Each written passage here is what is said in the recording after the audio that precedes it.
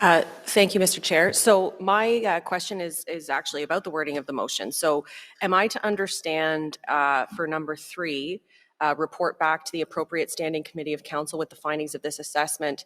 Is it implied that that report will come as part of the timing required for the long-range financial plan for approval in Q2 2024? Mr. Chair, we can't put an exact time frame on it right now.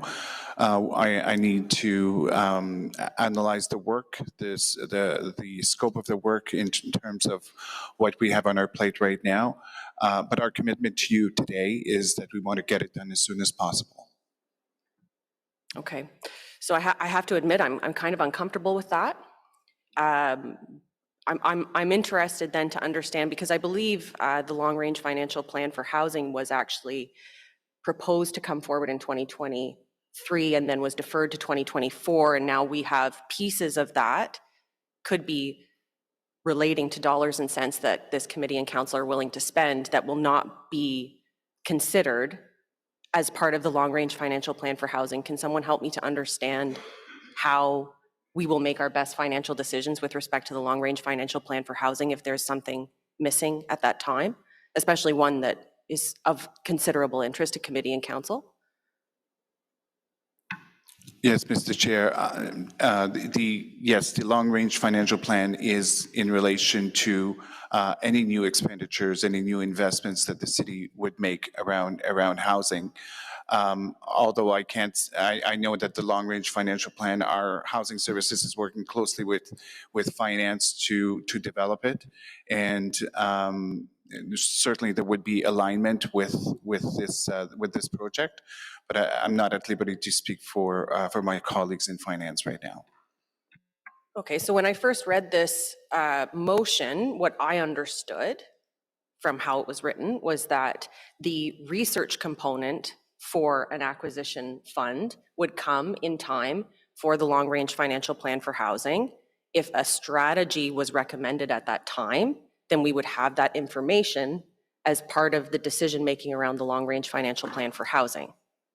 And so in my mind, this timeline was fairly accelerated from how the motion was written, given the urgency that I think we're all feeling. And we had a fantastic conversation at the last Planning and Housing Committee about construction versus supply and how construction is very costly. This is one of the ways that we can do more faster. So how might I encourage you, or perhaps I can ask my committee members to also consider, how might we encourage you to have this ready for the decision-making process that's part of the legislative agenda?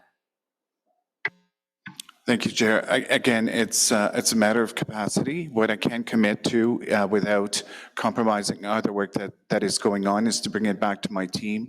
It's a high priority. We will do everything we can to move things around to increase our capacity to respond.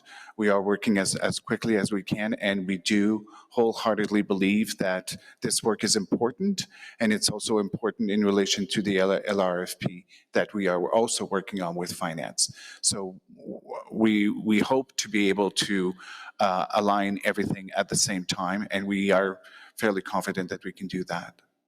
Okay, I'm encouraged by that answer, and certainly I don't mean to harp on it. I know how popular you guys have been in this term of council, and how everyone on committee and council has the next big shiny idea, and you're being asked to respond to every shiny idea and put everyone, you know, at the center of that story. So I appreciate what you're doing here, but again, given that, you know, we came to the city of Ottawa back in if my son is 3, what's the math? So 2019.